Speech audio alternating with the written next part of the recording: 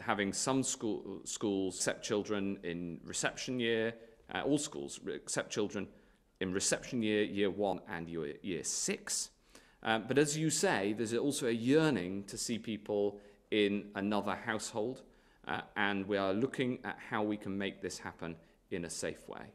Secretary of State, I mean, the issue here is all about risk, and we know that if the measures are being implemented well, as they are, I think, very widely in places like supermarkets, then risk is really quite low.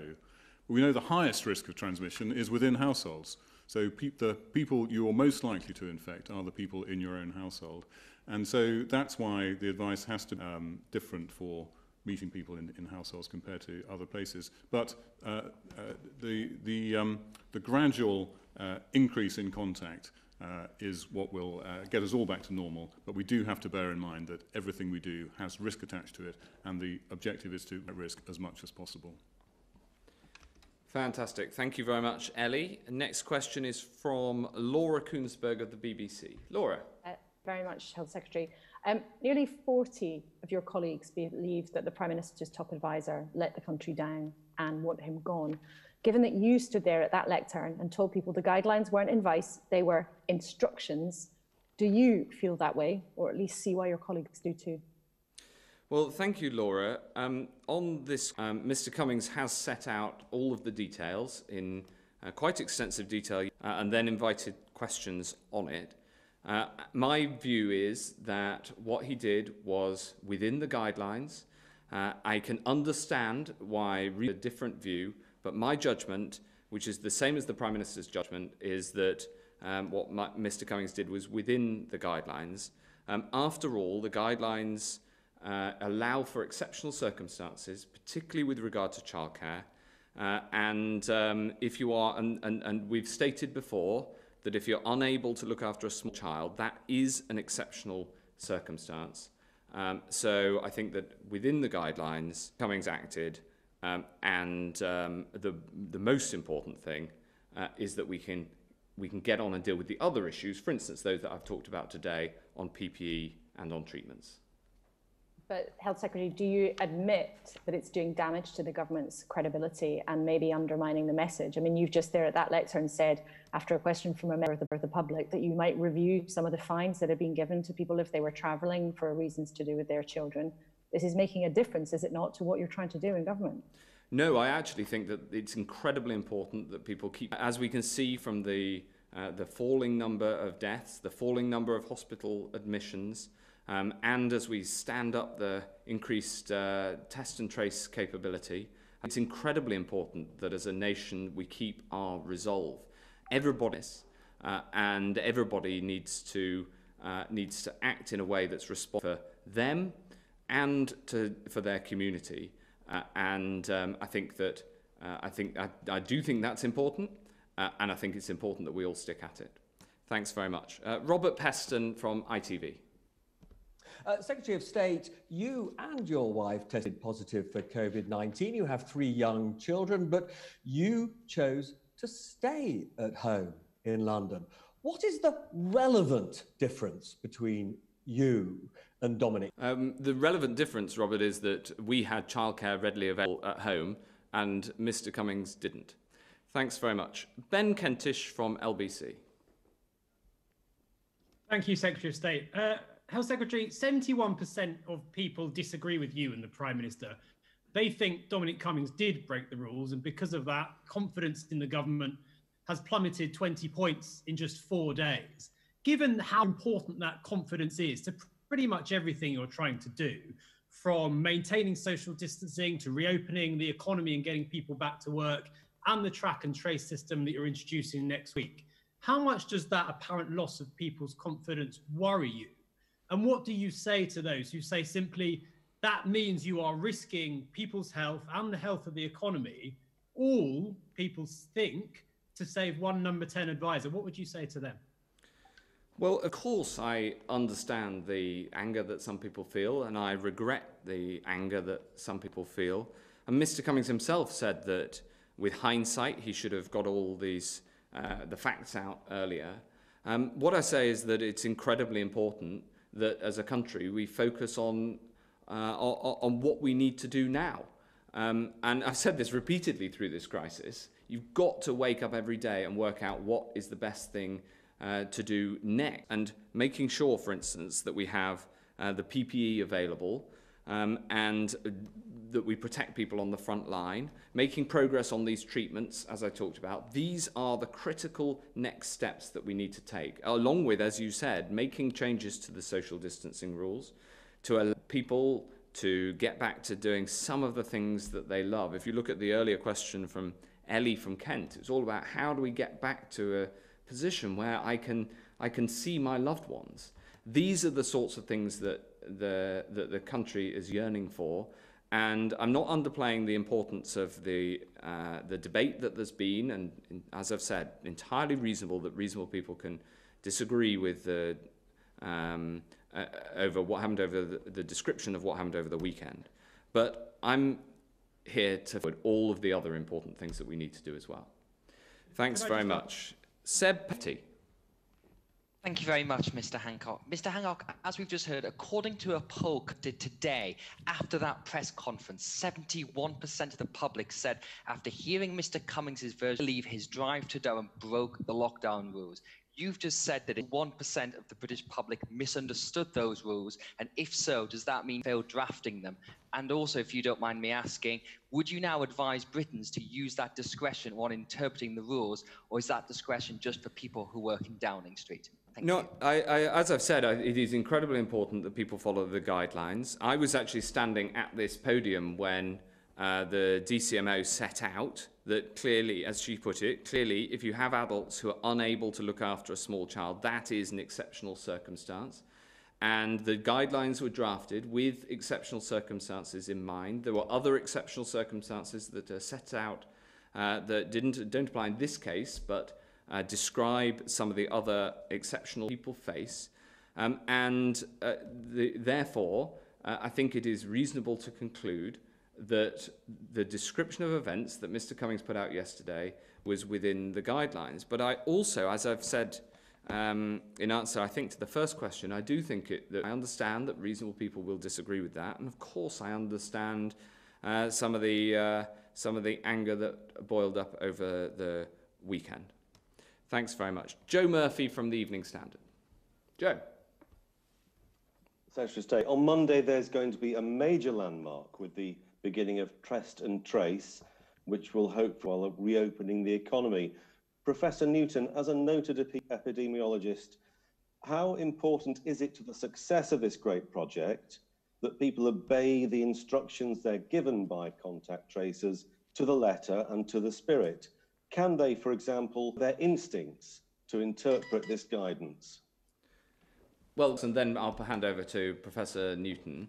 The NHS Test and Trace is incredibly important because, as the Evening Standard itself has set out, the whole purpose here is to move to a system where we have a more targeted lockdown, where if you're at high risk because you've been in contact with somebody who's tested positive, you're asked to self-isolate. And also it will give us the information to have local lockdowns and focus on areas where there may be flare-ups. And it is very important that people follow those rules.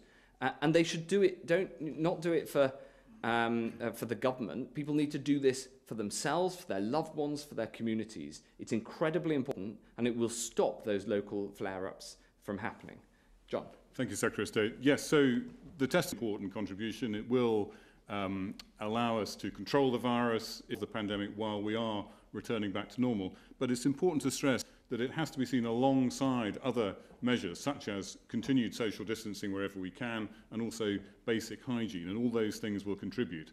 Because we know that no country in the world that adopts test and trace, we will not be able to find every case, and we will not be able to trace every contact. But to your point, the programme will give contacts very clear instructions. They will be phrased as instructions rather than advice, and we do expect people to follow them. Thank you. Thanks. Mr. Hancock, yes. You're going to be asking families to isolate for 2 weeks on the say-so of an official, even if they don't have symptoms. Can you make that big ask if the people who are writing the orders aren't following them? Well, as I said, Joe, it is incredibly important that people play their part in the test and trace system. It will be somebody from the NHS. These are all signed off by the NHS. People are doing this, you know, they're not doing it for me. People are doing this for their loved ones. If you're phoned up and asked to self-isolate, even though you're perfectly healthy, because you've been in close contact with somebody who's tested positive, then it's your civic duty to then self-isolate for yourself, for your community, for your family.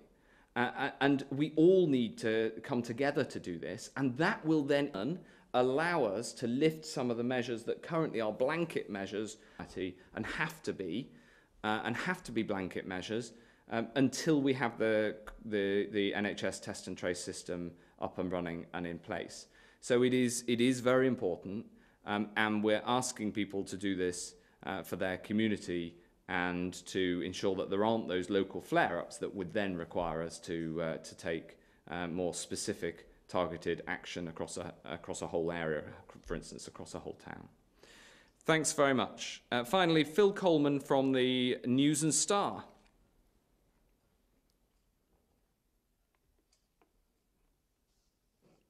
We've lost Phil. It's Phil. Good afternoon, Secretary of State and Professor Newton. As we've heard already this afternoon, the impact of coronavirus has varied considerably in the UK, with Cumbria among the hardest hit areas.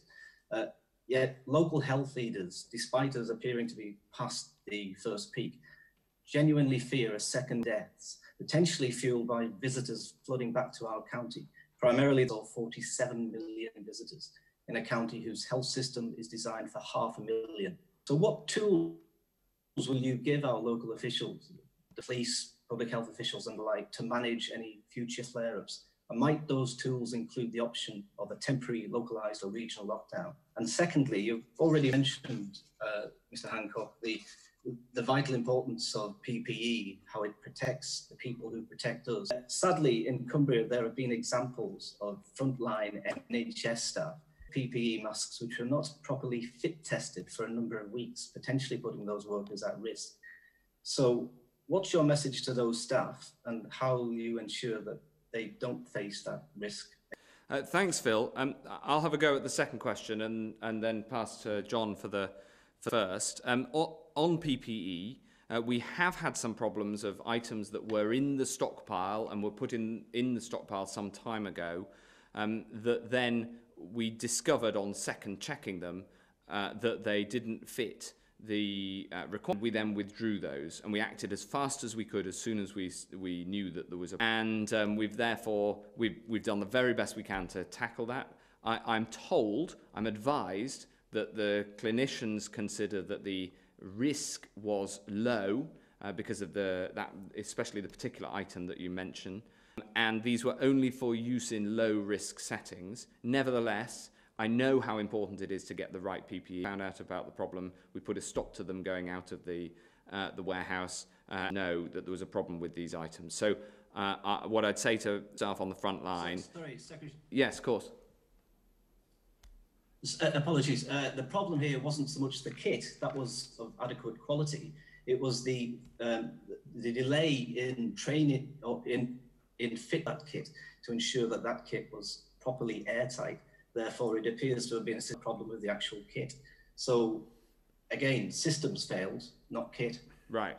Well, look, I know that there were some problems with that as well at the start. I hope we've resolved now. It was all part of, going from needing normal amounts of PPE, high amounts of PPE.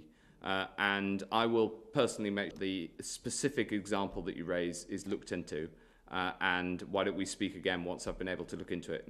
On the second point, I know that there's been a specific problem in terms of flare-ups and in terms of the number of cases, particularly in Barrow-in-Furness. Talking to the local MP about this, who's doing a brilliant job in bringing matters to my attention locally.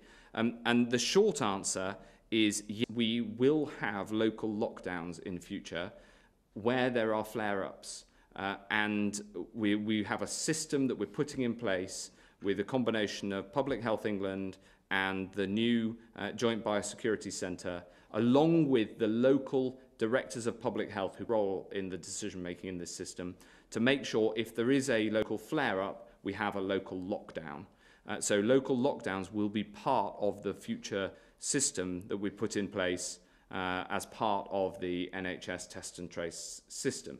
And that's the short answer. Professor Newton can give you the long answer. Well, it's a pretty good answer. I think your question is a really good one because it emphasises the fact that whatever measures we have in the country, and all different areas will have their own different considerations. The Lake District is a very special place. It has a lot of visitors, has a lot of open spaces, and it's difficult to reach parts of it. We have different challenges. So the measures we're putting in place are a mixture. Test and trace programme is unprecedented in its scale, but works on the basis of well-tried principles of public health contact tracing. It's supported by technology, a web-based function, but also, as people will know, there is an app in the Isle of Wight as well. So there's a national resource. There's a regional resource in the Public Health England's health protection teams are available, and they are working, I know, already with colleagues in Cumbria on the issue that Secretary of State mentioned. And then we have the local resources. We have local directors of public health, but actually the whole of civic society needs to be involved in coronavirus. We're all affected by it, and in fact, many different organisations helping us to respond to it, whether that's in local councils who help with infection control, but also people who might be self-isolating, and many other local businesses who will need to unit infection, but also to respond when their employees are asked to self-isolate and support them. So the whole country effort. It has a national component, but it has a very important local component. Needs to reflect the things that you described, the special characteristics of. Thank you. Thanks very much. Was Professor Newton's answer good enough for you? Thank you. Indeed. That concludes Coronavirus Daily Briefing. Thanks very much indeed.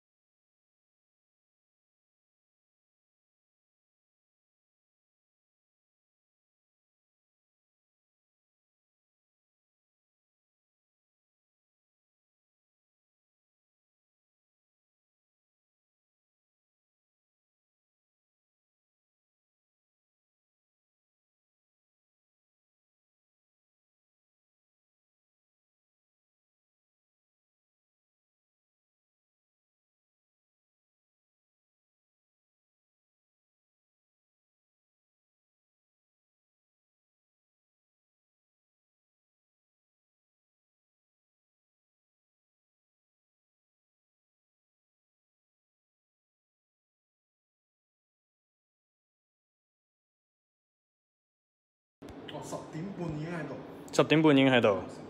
OK。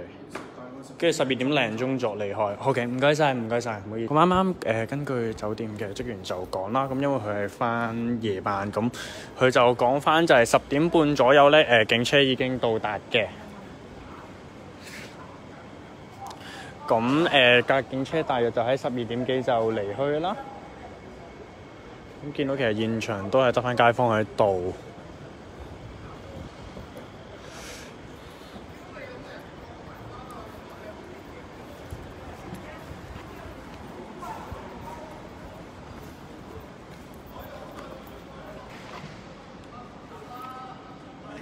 佢儘管唔會答都好，咁我哋記者嘅職責都係入去尋求真相，問下佢會唔會知道。因為其實我哋啱啱到嘅話，其實我哋都唔會知道情況，甚至網上其實都淨係講有人大嗌，有人俾人拉，但係其實冇人知係拉係咪真係有人俾人拉。咁我哋記者嘅職責就係入去，甚至嚟到現場去尋求一個真相俾香港人，俾各位觀眾。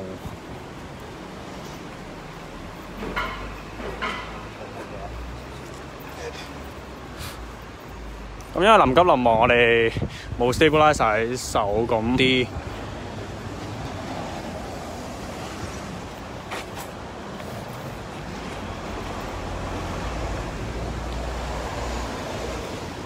係啊，其實佢肯答咗嗰啲問題都已經非常之好，都好感恩嘅。咁我哋而家就喺軒尼詩嘅。咁我哋就睇下附近會唔會有啲咩酒店有啲咩嘅特別消息啦。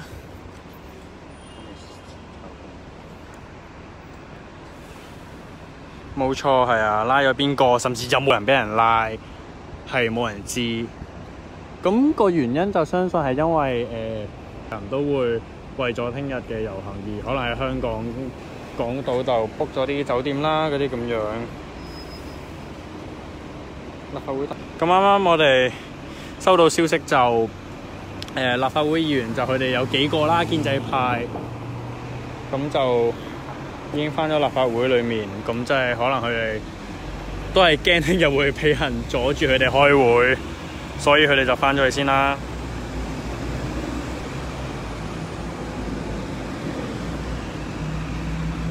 我哋而家就喺軒尼詩道啦，咁各位有冇收到啲咩消息關於酒店有俾警察踢嘅消息？咁就可以話俾我哋知，我哋實時新聞嘅記者，我哋就會即刻趕去現場去為大家報道最新嘅消息。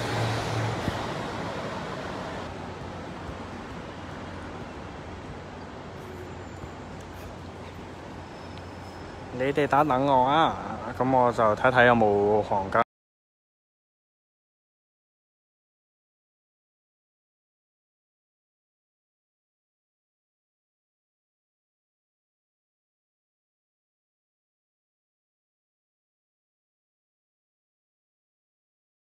WhatsApp 過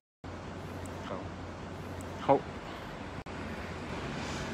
去搜嘅原因可能就係懷疑會有可疑物品啊，各方面啦。咁啱啱就睇翻呢間酒店其實係冇事嘅，因為本身佢哋間酒店就有嘢啦，就係有警察喺晒下面。咁佢就話佢嗰邊嘅有大部分都係撤咗嘅，就係相信就係嚟啱啱富匯酒店。咁我哋嚟到富匯酒店嘅時候係完全冇晒警察。咁問翻酒店職員，佢就話警車10點半左右到，跟住離去嘅時候就12點23咁。但係我哋記者嚟到嗰時都大約差唔多1點，咁已經係見唔到任何嘅警員啦，亦都唔知係咪真係有人被捕或者有人大嗌救命嘅。我哋可以問一問油站嘅職員，睇下會唔會有聽到。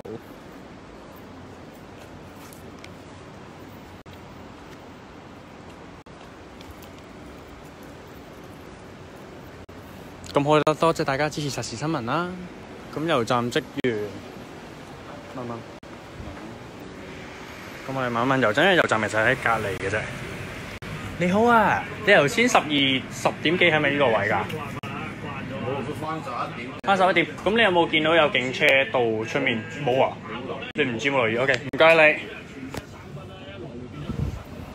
佢話油站阿叔就相對 hea 啦，福德咁佢都係唔係好清楚有冇發生呢樣嘢嘅，佢就翻工翻10咁，佢係冇留意到任何嘢。阿信屋會唔會知咧？阿信屋24小時㗎。咁啱啱我哋收到網上睇到就有人收到酒店內部消息咧，警方係會繼續去搜中上環嘅酒店嘅，即係簡單講，其實佢係由銅鑼灣、灣仔、中環、上環，佢都 keep 住咁守嘅。阿信屋應該係開冷氣，但係冇人咯喎，好似。咁我哋見到其實現場得翻街坊啦。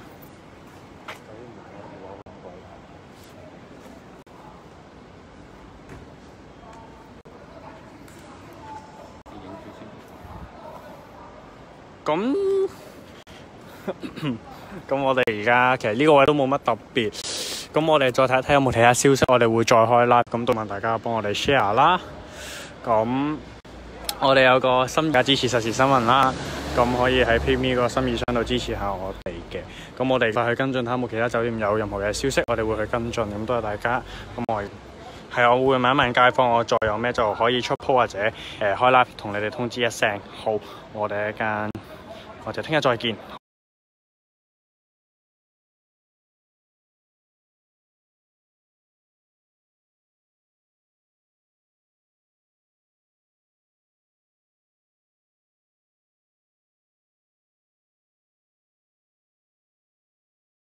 好。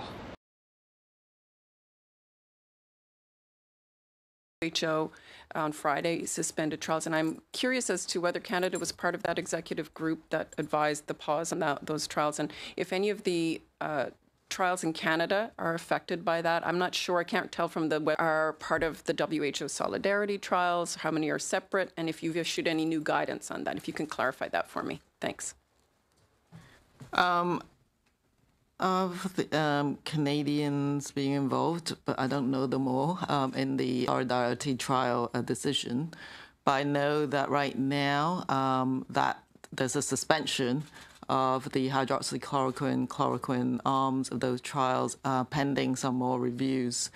And so as a result, the Canadian input into that trial, that arm of the trial is also suspended for now. Go to the Health Canada website, there are a number of other hydroxychloroquine and chloroquine trials going on. They're not necessarily subjected to the same, I think you would have to sort of get back to the trials to know that, but or the individual trials. So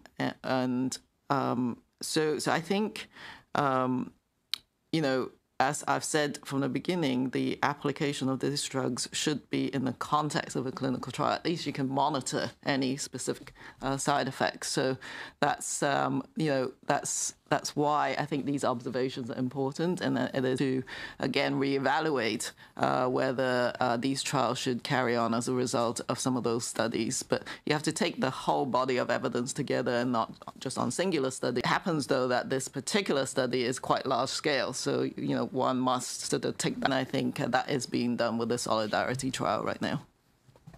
Thank you, Doctor. Ceci met fin à la conférence de presse. That's it for today. Merci. Thank you. That's the end of today's press conference. Thank you.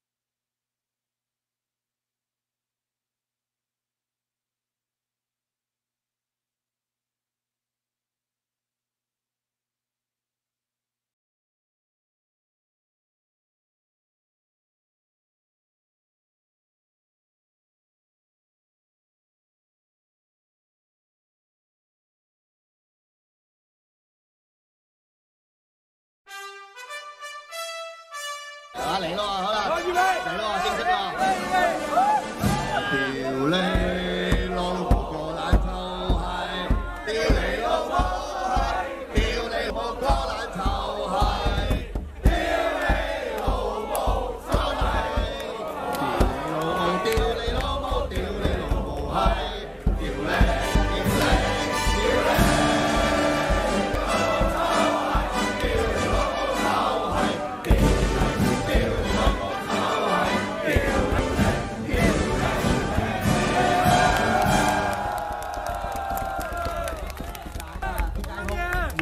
街坊啊，屌你啦！嗱，大家都係念熟呢首歌，好撚有用途嘅呢首歌，溝到呢頭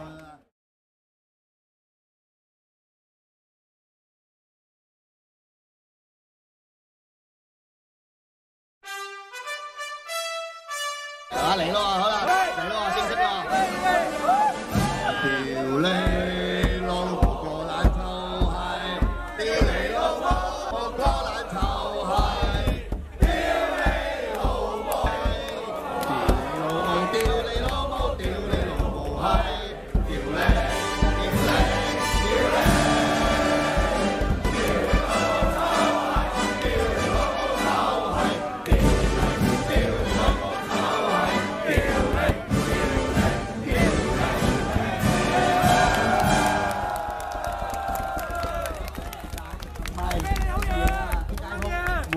街坊啊，屌呢首歌好撚有用途嘅呢首歌，溝到呢頭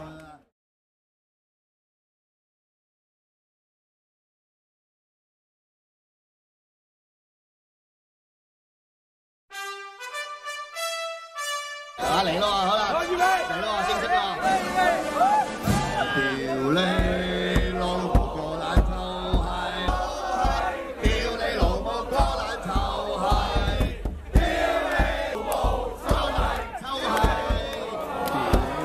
屌你老母，屌你老母係，屌你，屌你，屌你。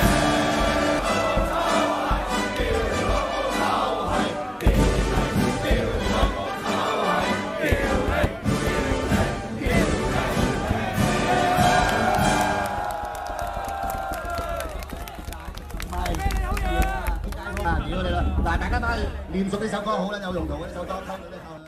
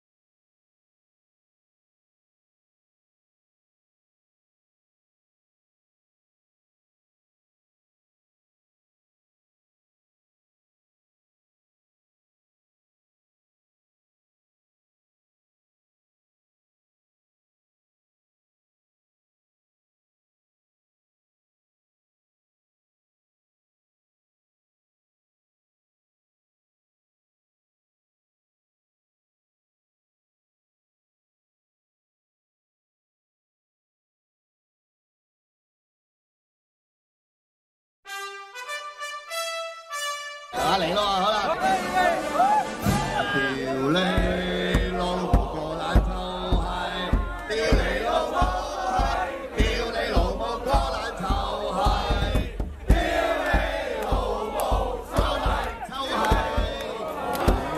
屌你老母，屌你老母係，屌你，屌你，屌你。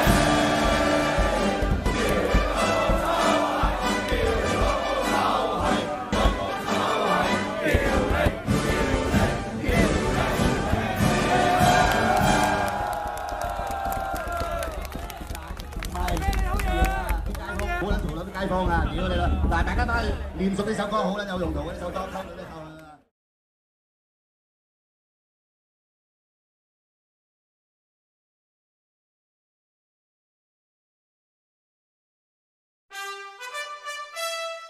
好啦，預備，嚟咯，正式咯！屌你老母個爛頭係，屌你老母係。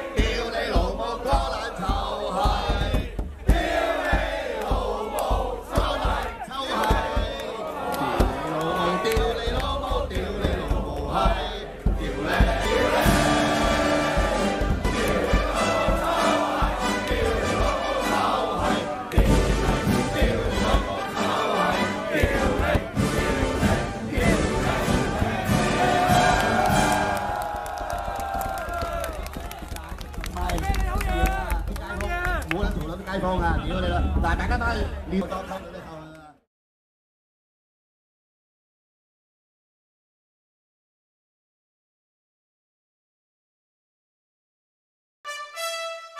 啊嚟咯，好啦，嚟咯，正式咯。屌你老母個爛臭閪！屌你老母閪！屌你老母個爛臭閪！屌你老母臭閪！屌你老母！屌你老母閪！屌你！屌你！屌你！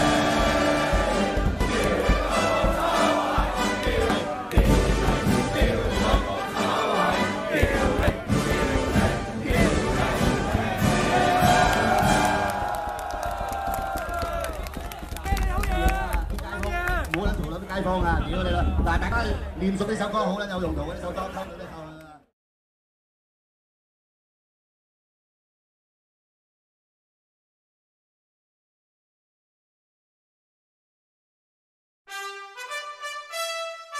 啊嚟咯，好啦，嚟咯，正式咯。屌你老母個爛臭閪！屌你老母閪！屌你老母個爛臭閪！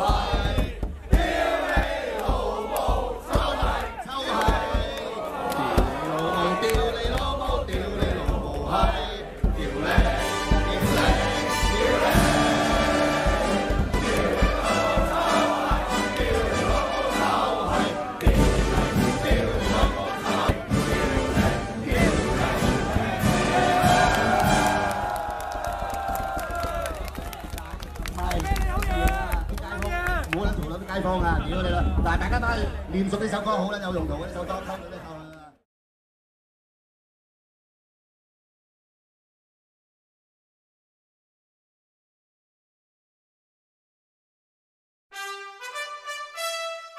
啊嚟咯，好啦，嚟咯，正式咯。屌你老母個爛臭閪！屌你老母閪！屌你老母個爛臭閪！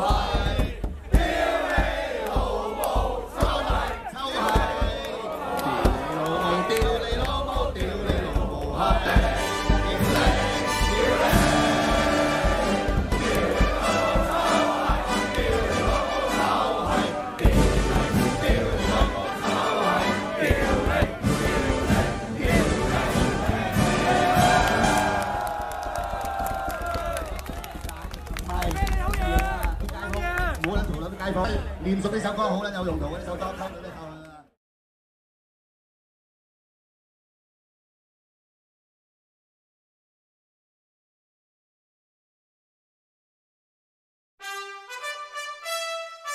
啊嚟咯，好啦，嚟咯，正式咯。屌你老母個爛臭閪！屌你老母閪！屌你老母個爛臭閪！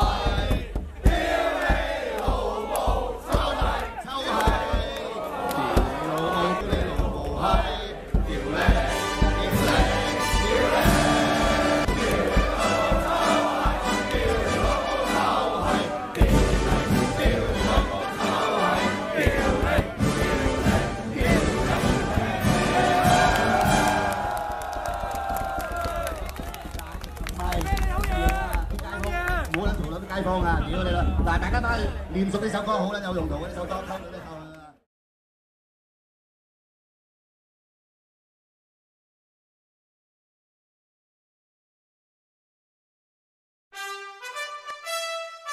啊嚟咯，好啦，嚟咯，正式咯。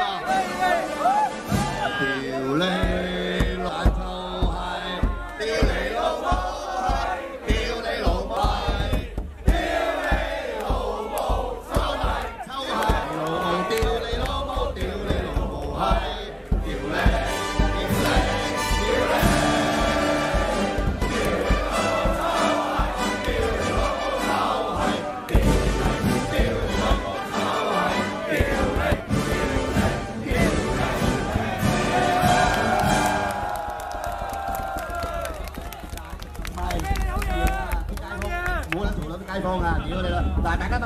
練熟呢首歌好撚有用，溝女都夠啦。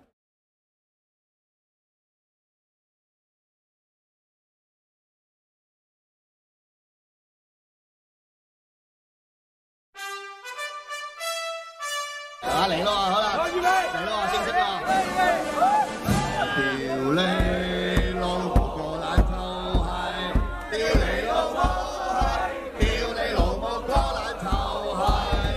屌你老母臭閪！臭閪！屌你老母！屌你老母閪！屌你！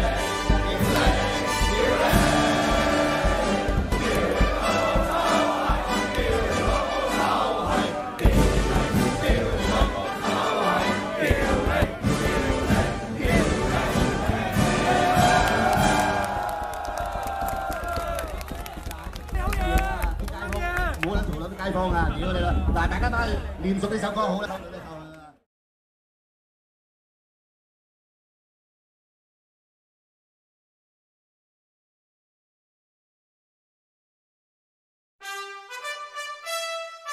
啊嚟咯，好啦，嚟咯，正式啦！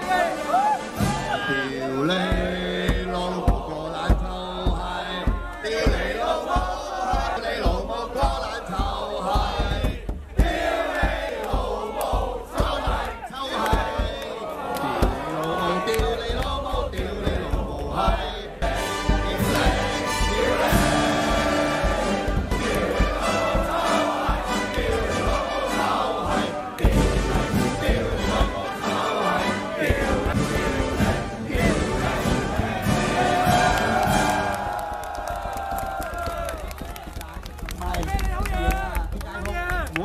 街坊啊，屌你啦！嗱，大家都係練熟呢首歌好撚有用途嘅呢首歌，溝女都夠啦。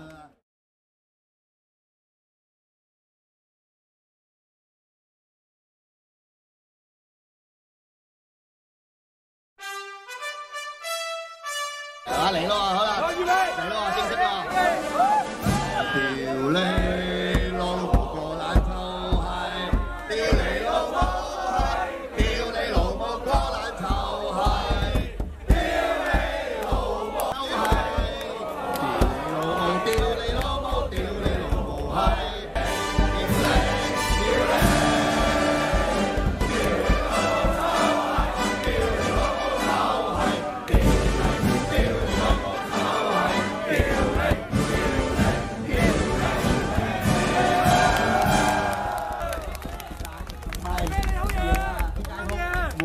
街坊啊，屌你啦！嗱，大家都係練熟呢首歌好撚有用途嘅呢首歌，溝女都夠啦。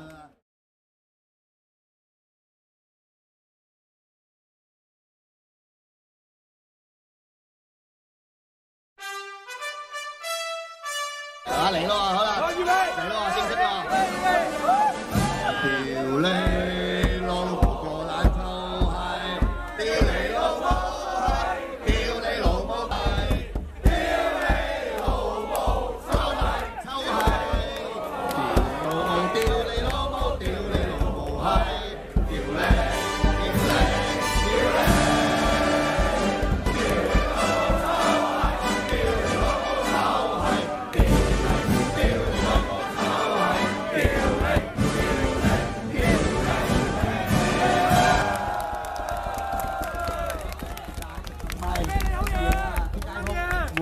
街坊啊，屌你啦！嗱，大家都係練熟呢首歌好撚有用途嘅呢首歌，溝女都夠啦。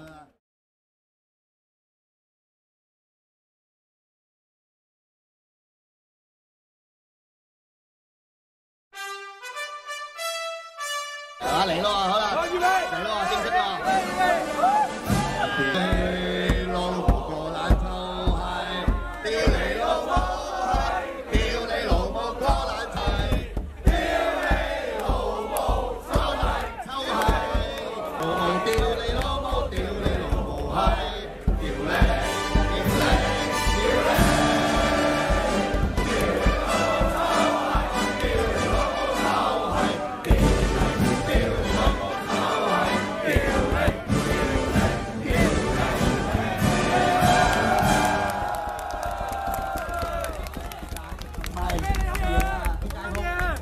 街坊啊，屌你啦！嗱，大家都係練熟呢首歌好撚有用途嘅呢首歌，溝女都夠啦。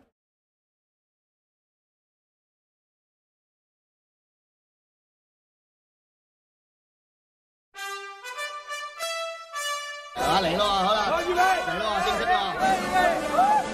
屌你老母個爛臭閪！屌你老母閪！屌你老母個爛臭閪！屌你老母臭閪！臭閪！屌你老母！屌你老母閪！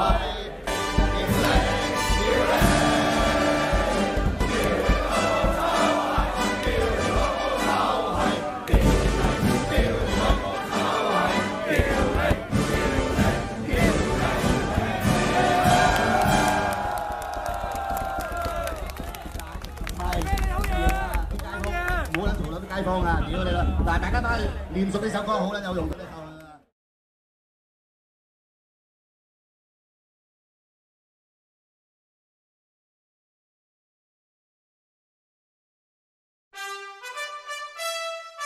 啊嚟咯，好啦，預備嚟咯，正式咯。你老母個爛臭閪！屌你老母閪！屌你老母個爛臭閪！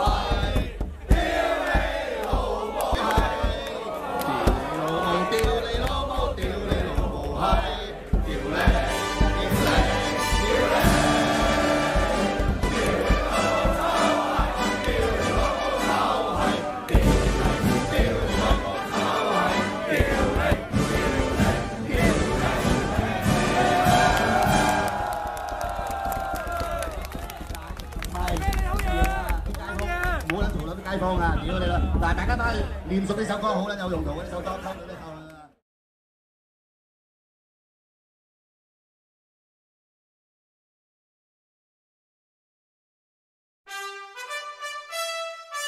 啊嚟咯，好啦，預備嚟咯，正式咯。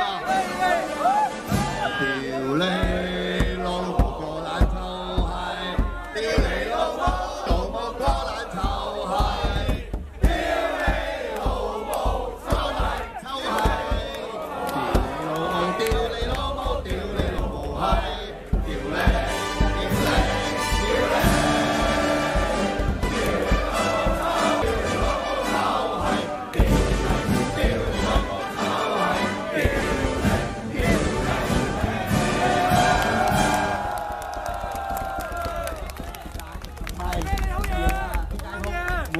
街坊啊，屌你啦！嗱，大家都係練熟呢首歌好啦，有用途嘅呢首歌，溝到呢首。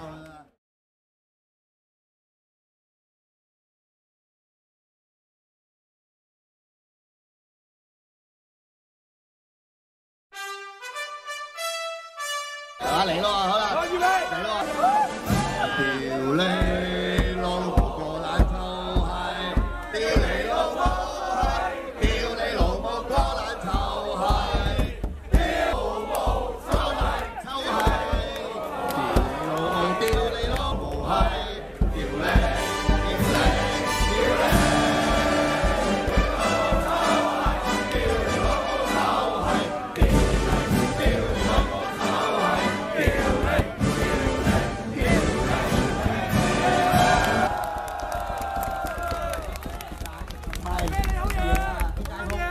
啊，屌你啦！嗱，大家都係練熟呢首歌好啦，有用途嘅呢首歌，溝到呢首。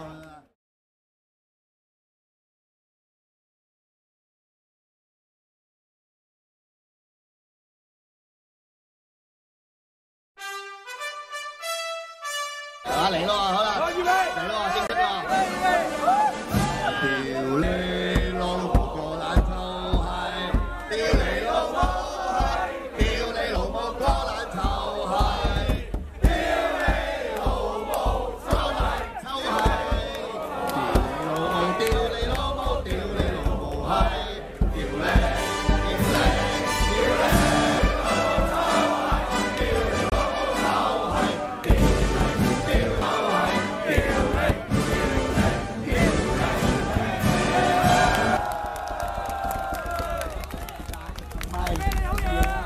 啊，屌你啦！嗱，大家都係練熟呢首歌好啦，有用途嘅呢首歌，溝到呢首。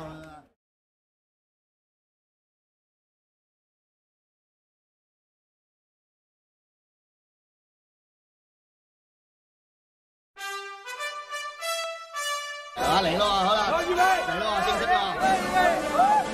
屌你老母個爛臭閪！屌你老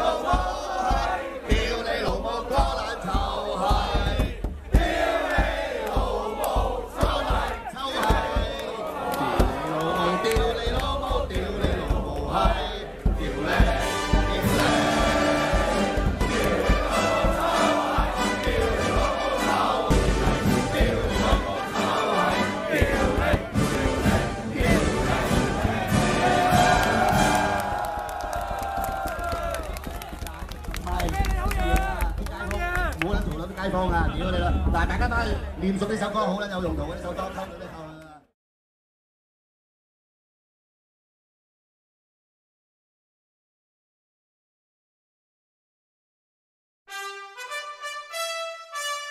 嚟咯，好啦，嚟咯，正式咯。你老母個爛臭閪，屌你老母閪，屌你老母個爛臭閪，屌你老母臭閪，臭閪，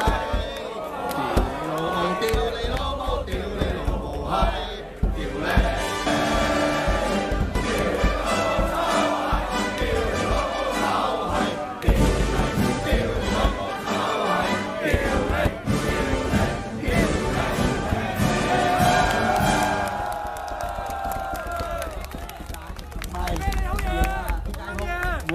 街坊啊，屌你啦！但係大家都係練熟呢首歌好撚有用途嘅呢首歌，溝到呢頭。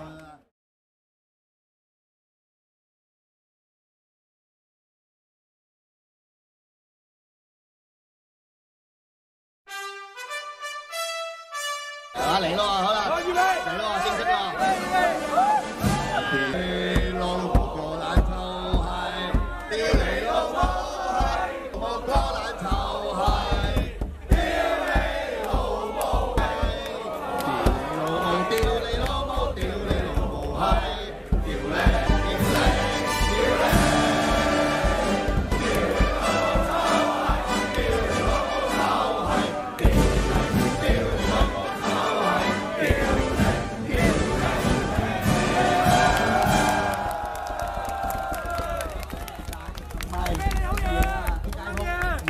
街坊啊，屌你啦！但係大家呢首歌好撚有用途嘅呢首歌，溝到呢頭。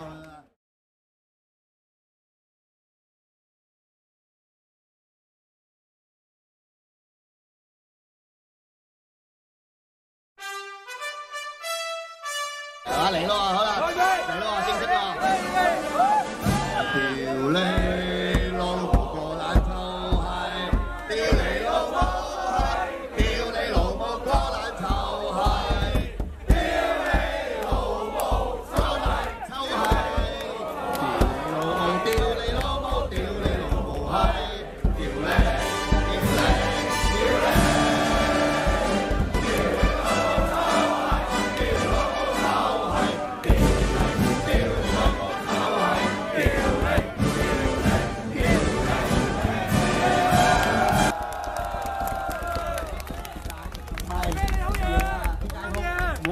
街坊啊，屌你啦！但係大家都係練熟呢首歌好撚有用途嘅呢首歌，溝到呢頭。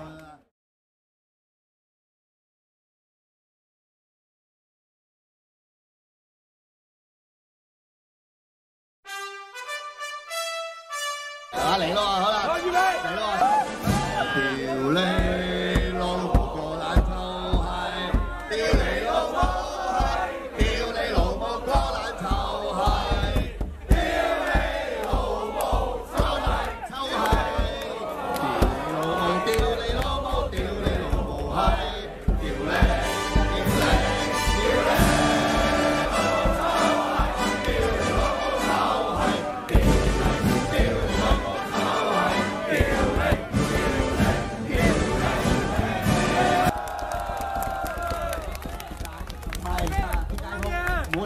街坊啊，屌你啦！但係大家都係練熟呢首歌好撚有用途嘅呢首歌，溝到呢頭。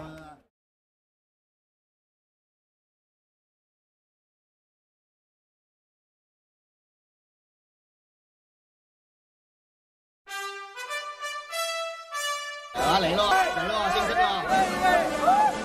屌你老母個閪，屌你老母閪，我個爛臭閪。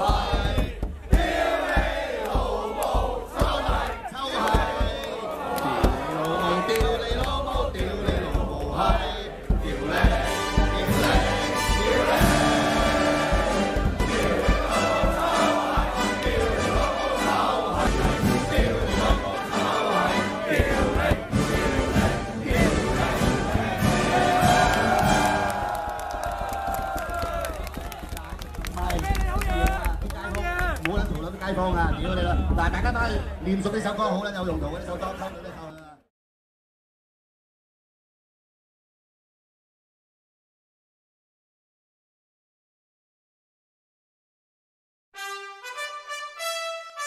啊嚟咯，好啦，嚟咯，正式咯。屌你老母個爛臭閪！屌你老母閪！屌你老母個爛臭閪！屌你老母臭閪！臭閪！屌你老母！屌你老母閪！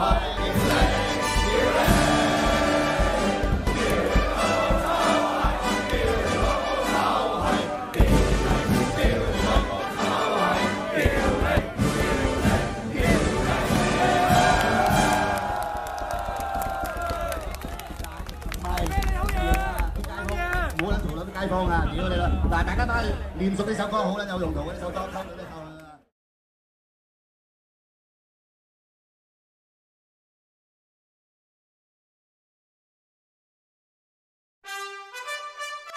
啊嚟咯，好啦，嚟咯，正式咯。屌你老母個爛臭閪！屌你老母閪！屌你老母個爛臭閪！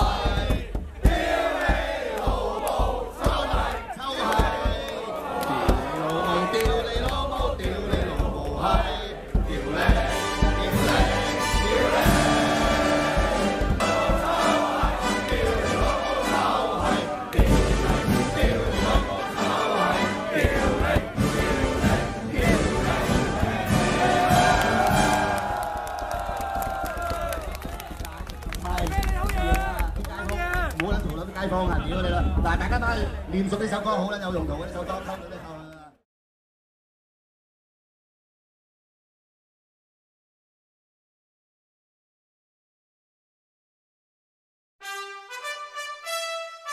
啊嚟咯，好啦，嚟咯，正式咯。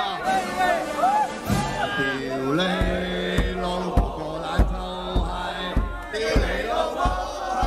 屌你老母個爛臭閪！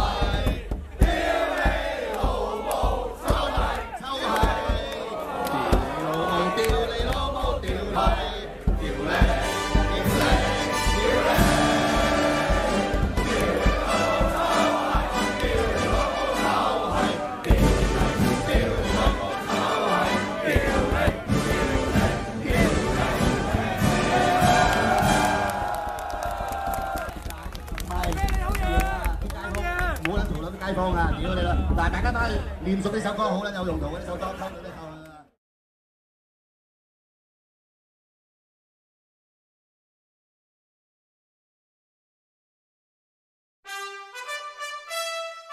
啊嚟咯，好啦，嚟咯，屌你老母個爛臭閪！屌你老母閪！屌你老母個爛臭閪！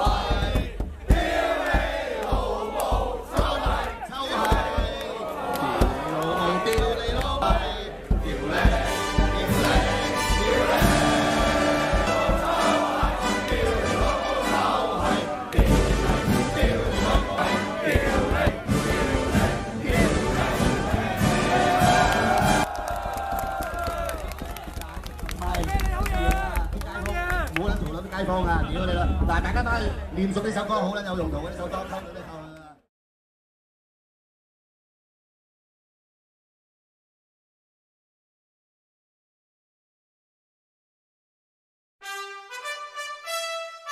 啊嚟咯，好啦，嚟咯，正式咯。屌你老母個爛臭閪！屌你老母閪！屌你老母個爛臭閪！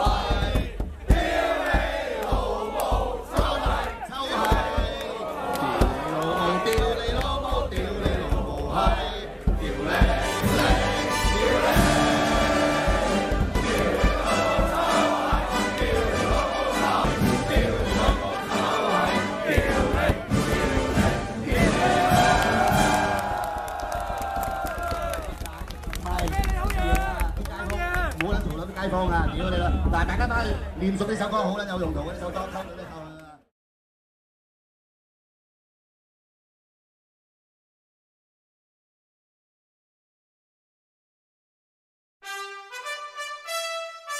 啊嚟咯，好啦，嚟咯，正式咯。屌你老母個爛臭閪！屌你老母閪！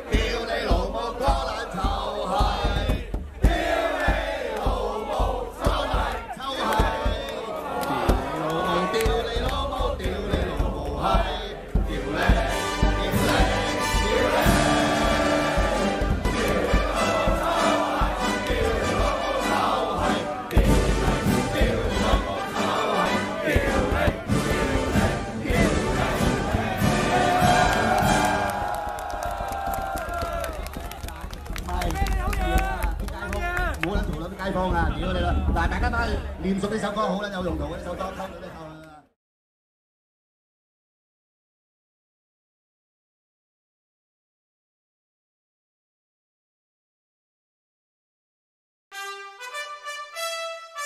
啊嚟咯，好啦，嚟咯，正式咯。屌你老母個爛臭閪！屌你老母閪！個爛臭閪！屌你老母臭閪！臭閪！屌你老母！屌你老母！屌你！屌你！屌你！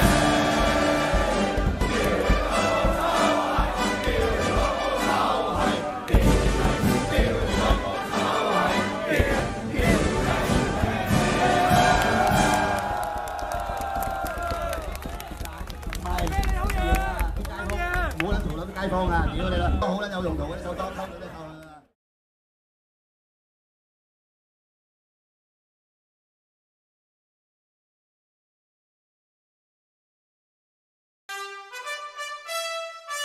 啊嚟咯，好啦，嚟咯，正式咯。屌你老母個爛臭閪！屌你老母閪！屌你老母個爛臭閪！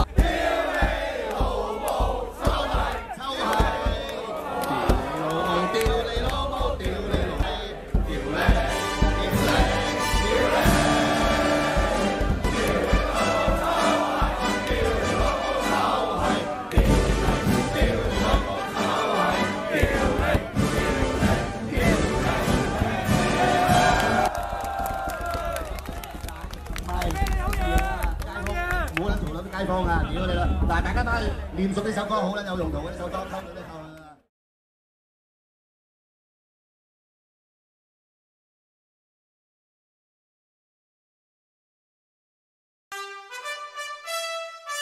啊嚟咯，好啦，嚟咯，正式咯。屌你老母個爛臭閪！屌你老母閪！屌你老母個爛臭閪！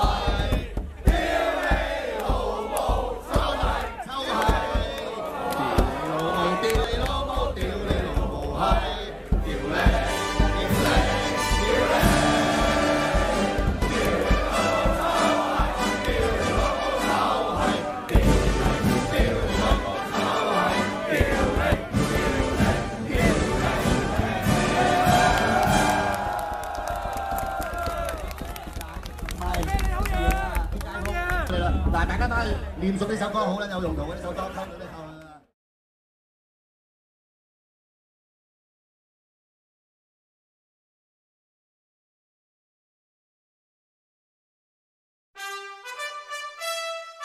啊嚟咯，好啦，嚟咯，正式咯。屌你老母個爛臭閪！屌你老母閪！屌你老母個爛臭閪！屌你老母臭閪！臭閪！屌你老母！屌你老母閪！屌你！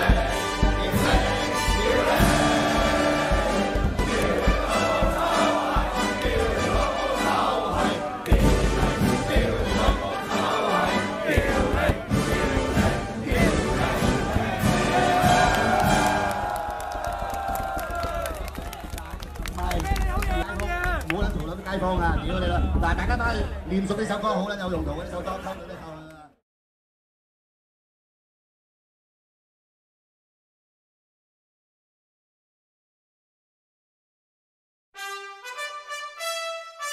啊嚟咯，好啦，嚟咯，正式咯。屌你老母個爛臭閪！屌你老母閪！屌你老母個爛臭閪！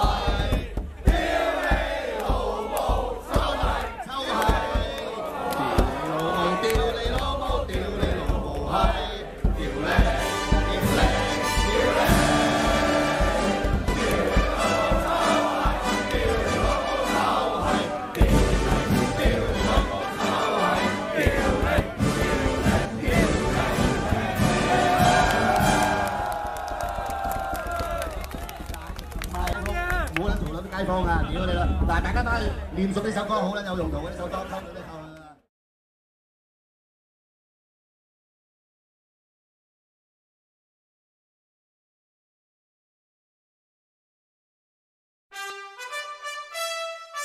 啊嚟咯，好啦，預備嚟咯，正式咯。屌你老母個爛臭閪！屌你老母閪！屌你老母個爛臭閪！屌你老母臭閪！臭閪！屌你老母！屌你老母閪！屌你！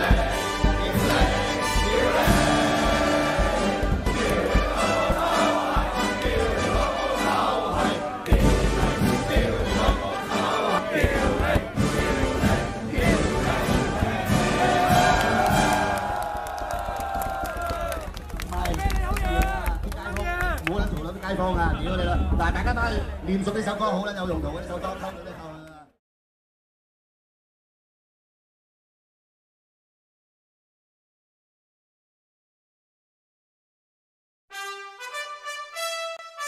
啊嚟咯，好啦，預備嚟咯，正式咯。屌你老母個爛臭閪！屌你老母閪！屌你老母個爛臭閪！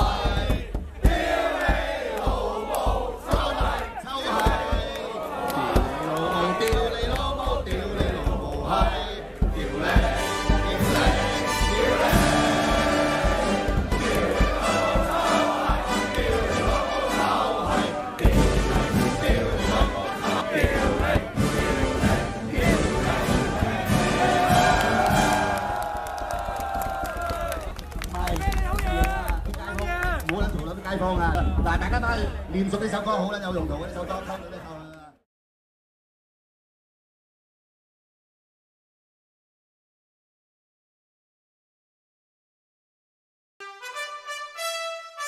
啊嚟咯，好啦，預備嚟咯，正式咯。屌你老母個爛臭閪！屌你老母閪！屌你老母個爛臭閪！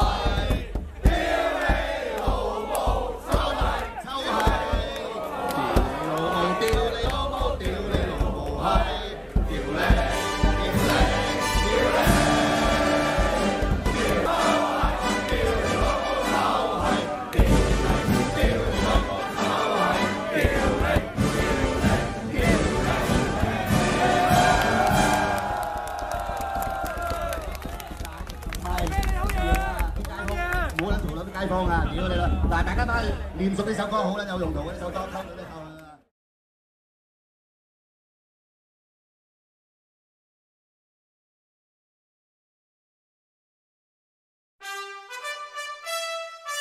啊嚟咯，好啦，預備嚟咯，正式咯。屌你老母個爛臭閪！屌你老母閪！屌你老母個爛臭閪！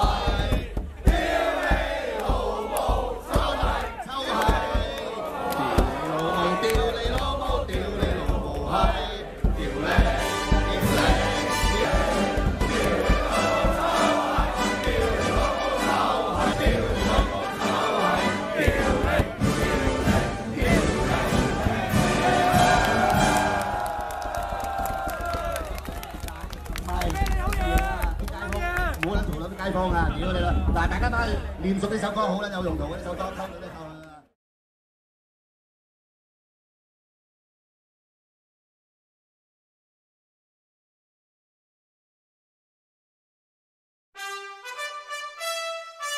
啊嚟咯，好啦，正式咯。屌你老母個爛臭閪！屌你老母閪！屌你老母個爛臭閪！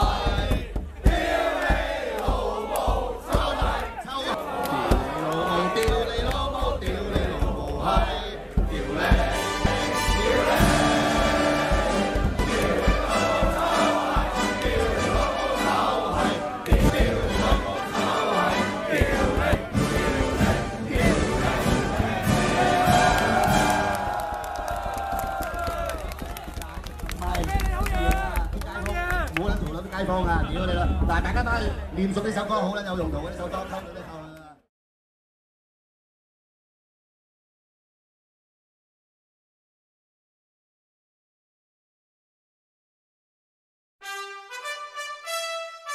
啊嚟咯，好啦，預備嚟咯，正式咯。屌你！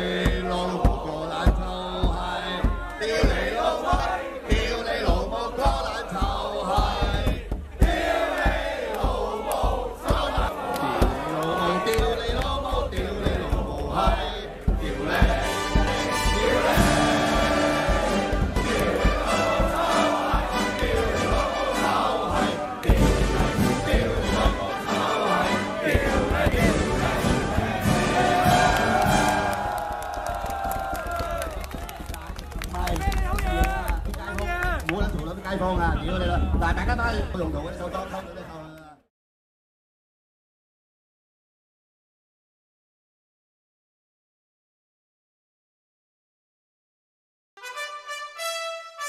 啊嚟咯，好啦，嚟咯，正式咯。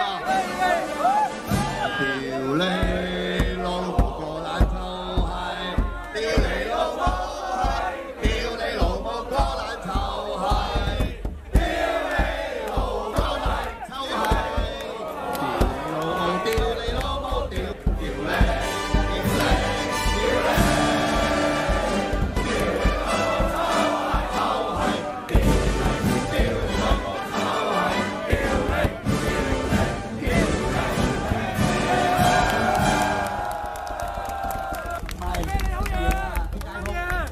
街坊啊，屌你啦！用途嗰啲手裝溝嗰啲溝啦。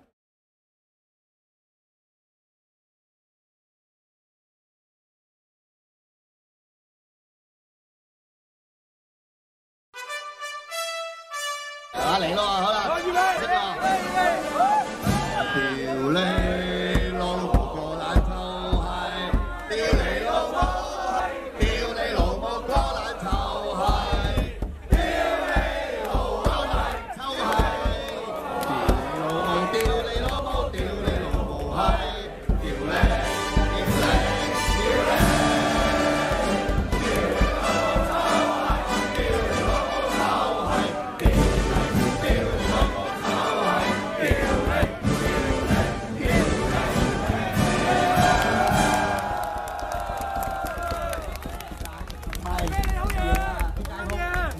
街坊啊，屌你啦！嗱，大家都係念熟呢首歌好啦，有用途嗰啲手裝溝嗰啲溝啦。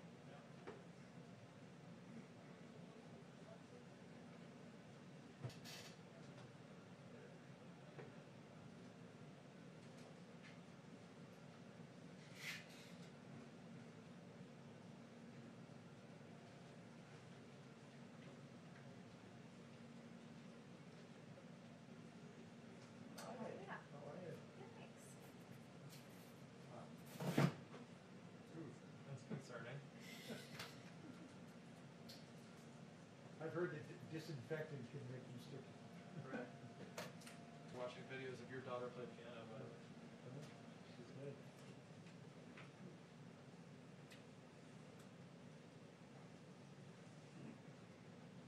It's an intimate exchange. The Cardinal. I'm hopeful that that's what it is, as opposed to the person falling sneezing.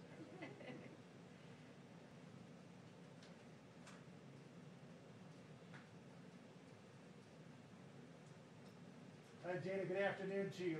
We expect Kayleigh McEnany will either come out in the next few minutes or we'll get an announcement that says the briefing will now begin at 2:30. We're taking any bets on which one that's, I think it's kind of even money on either. A lot to talk about today. The president watched the swearing in of John Reed, Director of National Intelligence. The president really likes Ratcliffe, but let's not forget that when he first nominated him last year, Ratcliffe had to withdraw his name because there were concerns that he had embellished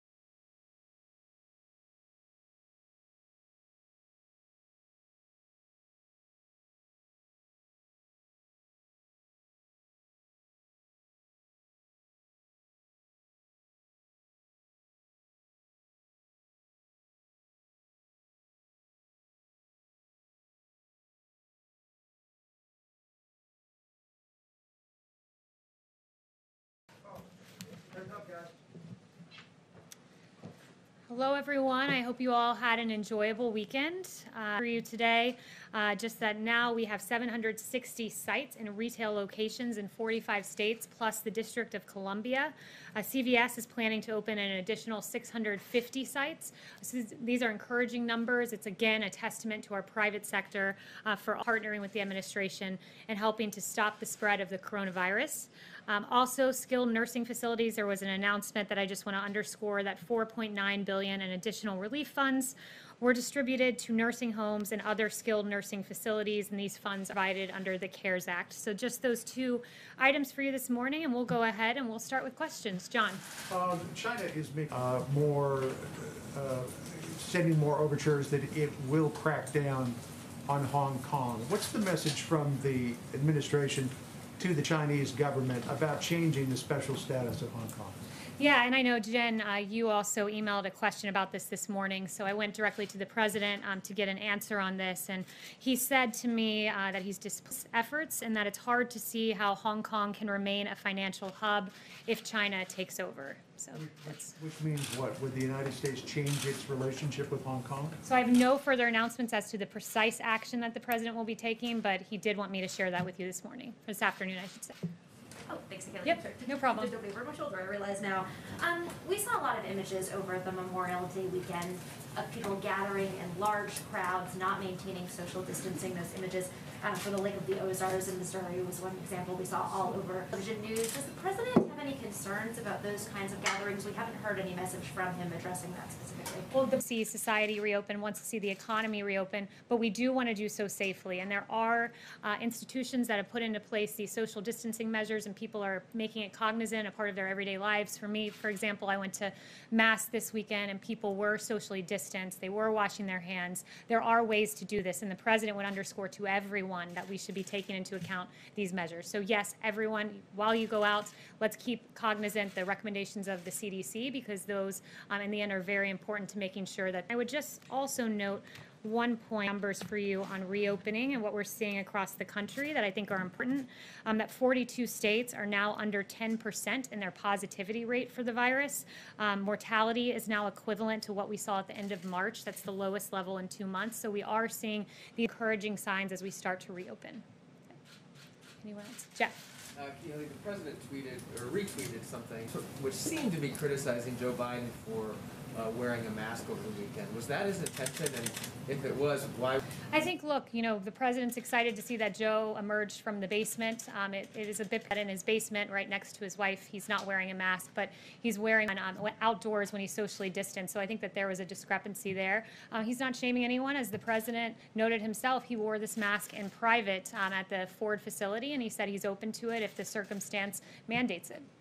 The guidance to wear a mask when you're outside, though, not when you're necessarily in your The own guidance home? is it's recommended but not required. So it's the personal choice of the individual, but it didn't strike him as a very data-driven decision in that particular. Thanks. If we could just do a little housekeeping first. We know Katie Miller tweeted that she's back at work today. Is the White House valet back at work, and has anybody else within the White House complex tested positive for the virus besides those two individuals that we learned about a couple weeks ago? So I don't know about the valet. I haven't inquired about that. No updates as to who's tested positive or not. That's not something I regularly keep tabs on, but Katie Miller is back at work. We're very happy to see her recovered. I spoke to her yesterday. Haven't seen her today, but she did have entered the building. Would you get back to us and let us know if anybody else, people are worried about the president's safety, the vice president's? Can you let us know that nobody else has tested positive in the 2+ weeks that have now passed since those cases? I can inquire about it, but it's people, so I'm not entirely sure that that would be given to me. Okay, let me follow up on that if I can. The president, in a tweet earlier today, said that he's made governors look very good by getting them what he said was unlimited testing.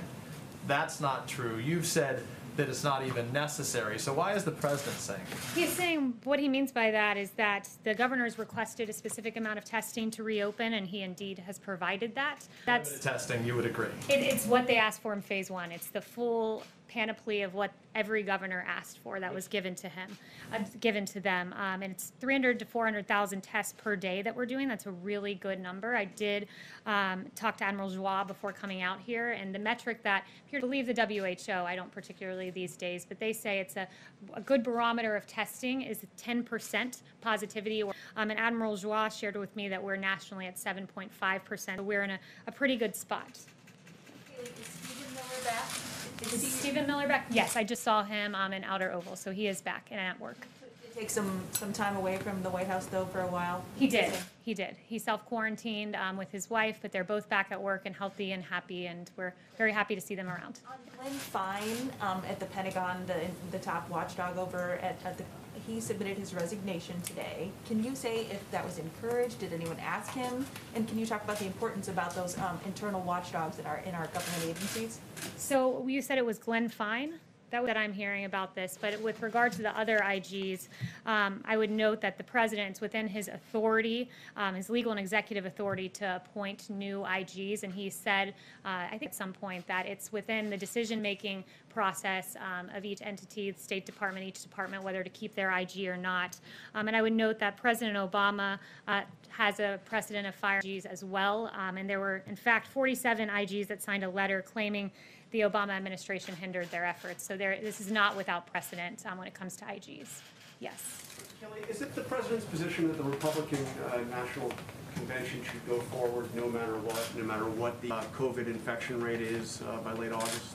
The president wants to see the convention take place. He's noted that, and governor, in making that pursuit happen. That being said, of course, we always assess the facts on the ground at any time, but at this moment, the president wants to see this convention take place and sees no reason not to as the nation's to reopen. So if there was a significant spike in the cases, he would be open to the idea of a virtual convention and understanding that there couldn't be a traditional convention. So I won't engage on a hypothetical as to where the cases will be, but I would just note that we assess the facts on a day-by-day basis, and currently we're coming down, and that's really encouraging to see, and we're ready for the convention to take place.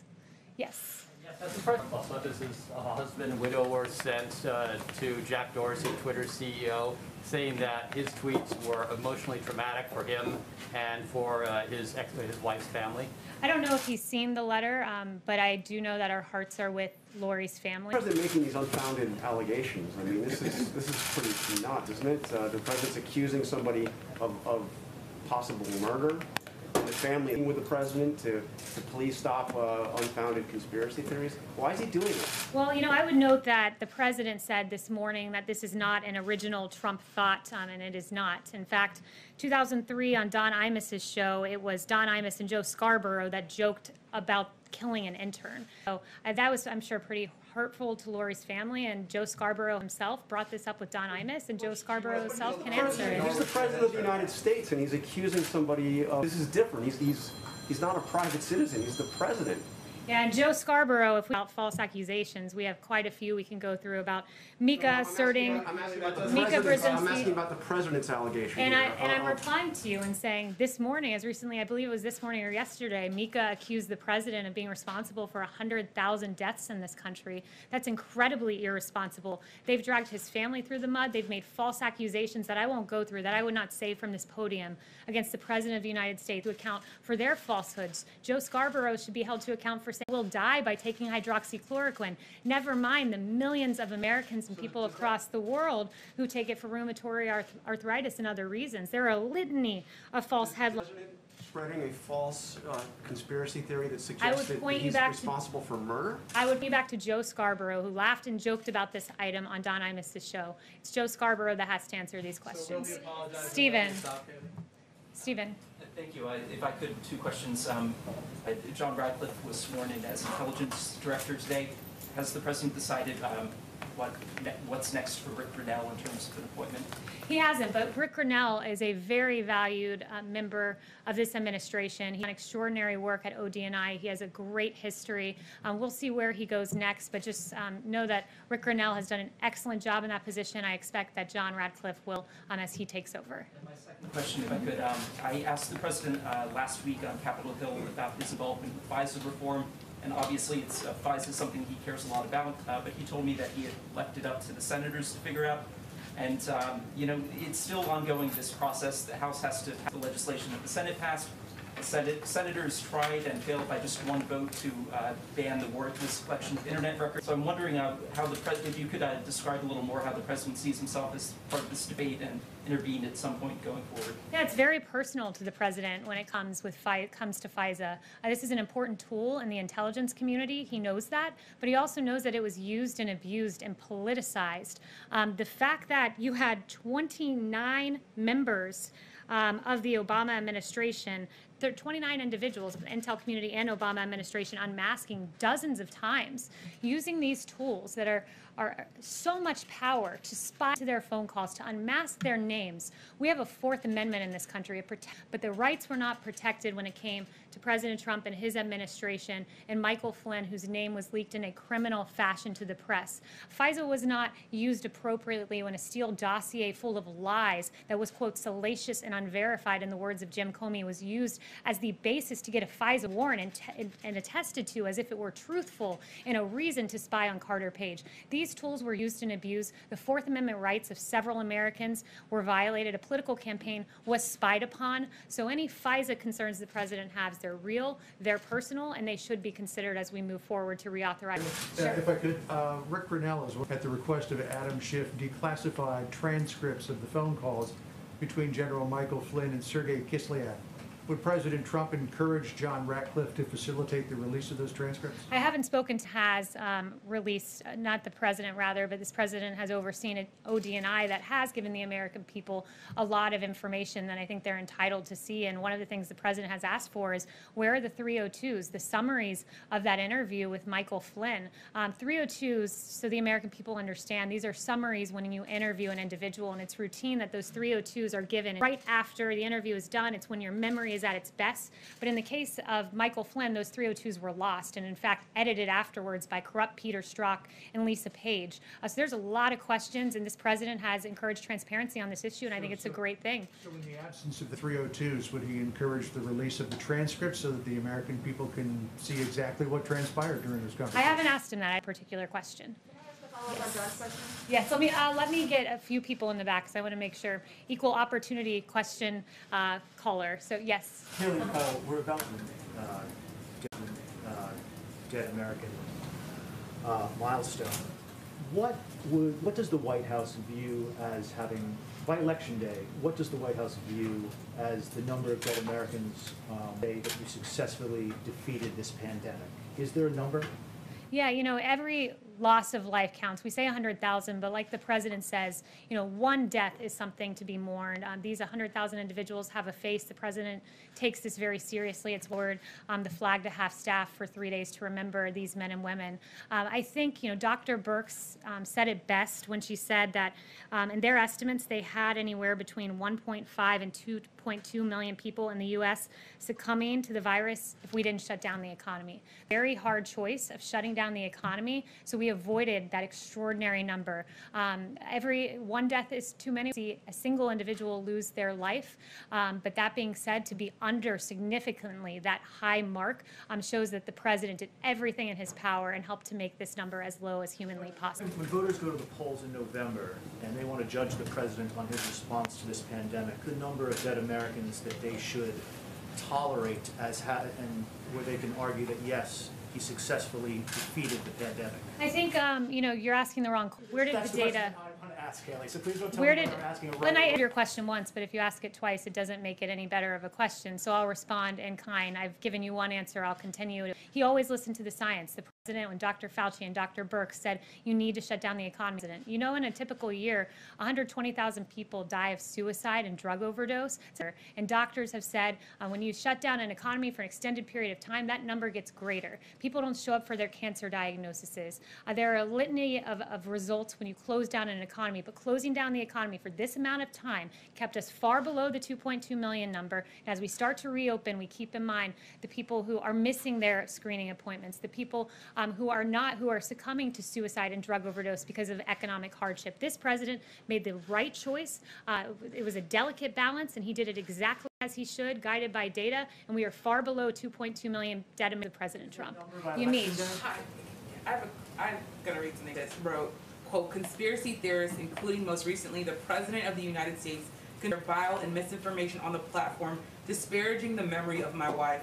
Why won't the president give this widower peace and stop tweeting about this conspiracy theory involving his wife? Why can't this widower get peace from the president? I've already asked and answered this question, and our hearts are with Lori, and I think the onus is on Joe Scarborough to explain his interaction with this and his laughing on this very matter. on Don Imus's show. Twitter is talking specifically about the president. Are you not going to answer that? Warrants with regards to ex-CIA Chief John Brennan. How willing are you able to go forward and say that he lied to the FBI or obstructed justice in the process of discussing Russian collusion and the Trump family? And on that note, we now have new information showing that Obama himself used foreign intelligence to actually request surveillance on the 5th and 26th floor of the Trump Tower. So to what extent was John Brennan behind that? To what extent can you share with us what you know? Yeah, John B.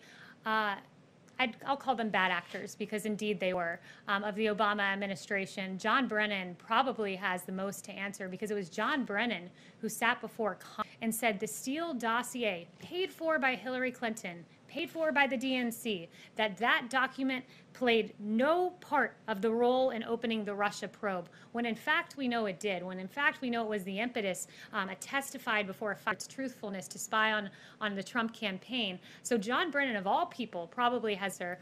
So too does Samantha Power and Susan Rice, and these individuals who admitted under oath that they, in fact, spoke to foreign leaders and representatives of foreign leaders during their transition, but yet somehow during the Trump transition, that was uncalled for. What has been done all throughout history was uncalled for and meriting unmasking and meriting cornering Lieutenant General Michael Flynn. All of these people have really legitimate questions to answer. I think we're slowly getting to the bottom of this, but it's a real travesty and really one of the biggest political scandals in modern history. Yes. It's about the G7. So the area still has a very high number of cases. Prime Minister Trudeau spoke to Chancellor Merkel and President Macron. Is the president confident of being able to organize the event in like 3 weeks? It'd be 3 weeks from now. Stick to the date. Yeah, it's a really great question and an important one because the G7, the president wants to see this take place as America reopens, as we try to approach a place of normalcy where people go back to work, where people do recreational activities but socially distance. While their example of reopening in this transition to greatness would be the G7 here and happening probably more towards the end of June. Robert O'Brien, I believe it was asked about this weekend, and Robert O'Brien said that he's getting a great reception from world leaders who are asked about coming. We will protect world leaders who come here just like we protect people in the White House.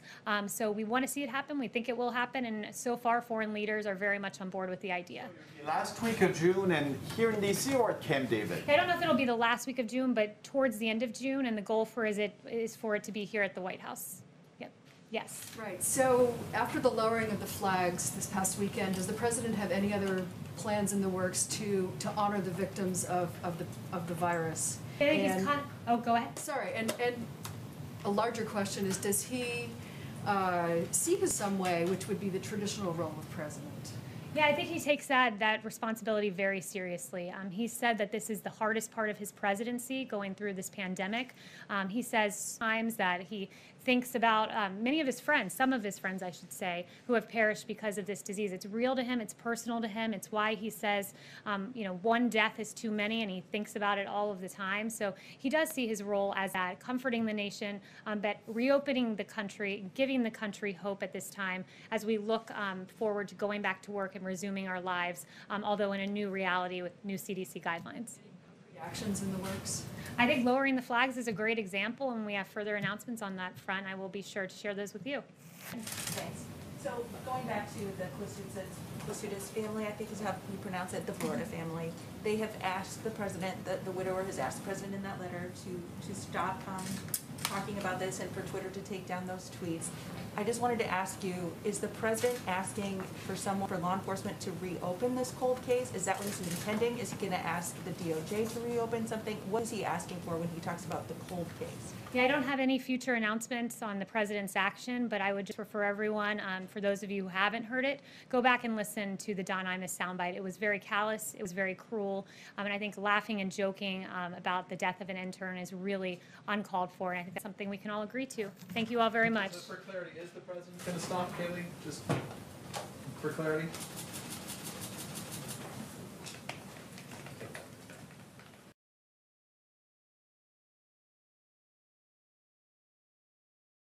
What is he asking for when he talks about the cold case? Yeah, I don't have any future announcements on the president's action, but I would just refer everyone, for those of you who haven't heard it, go back. It was very callous, it was very cruel, and I think laughing and joking about the death of an intern is really uncalled for, and I think that's something we can all agree to. Thank you all very much. Just for clarity, is the president going to stop, Kaylee? Just...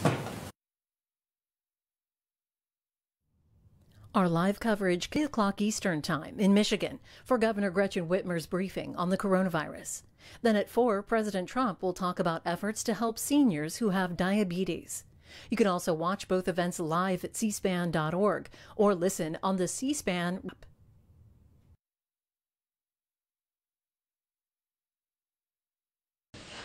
T-minus 10, 9, 8, 7, 6, 5. Engines up and burning. 2, 1, 0, and liftoff. The final liftoff of Atlantis on the shoulders of the space shuttle. America will continue the dream. On Wednesday, NASA will launch U.S. astronauts into space for the first time since the retirement of the Space Shuttle program in 2011. The astronauts will join the current team of 2 Russians and 1 American on board the International Space Station. Tonight at 9 p.m., we'll explore the history of space exploration as we tour the country to hear the stories of the people and places key to its development, like astronaut Leland Melvin. You look back at the planet and you see the sun, and it's incredible. And it changes you. It changed me. Fundamentally, it made me have a cognitive shift in the way that I think about humanity. In 1935, 2 Army and an early flight to study the curvature of the Earth. Planes to a record-breaking 72,000 feet. We'll take you to NASA training sites. Tori here for the Cognitive Communications Test Bed. At Moorhead, we still talk about the role that we played on the front lines of the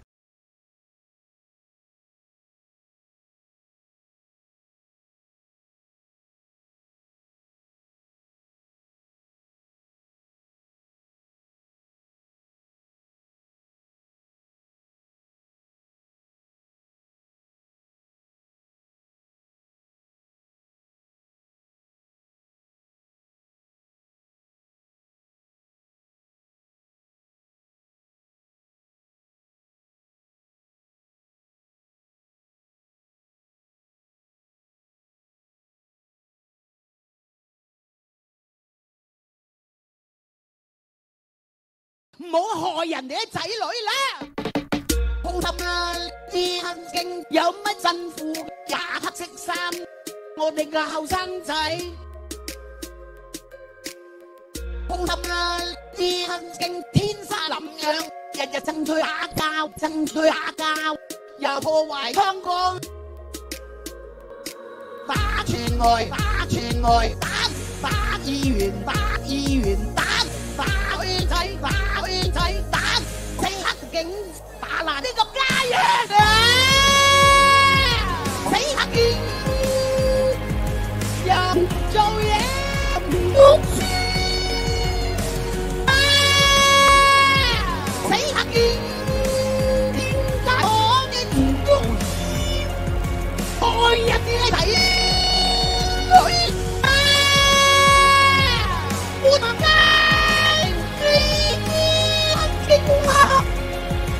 全家仔啊！死黑警，我冇罪㗎，點解要搞我咧？黑警就係我哋仇人，黑警日日鬧，黑警破壞香港法例，黑警破壞香港法例。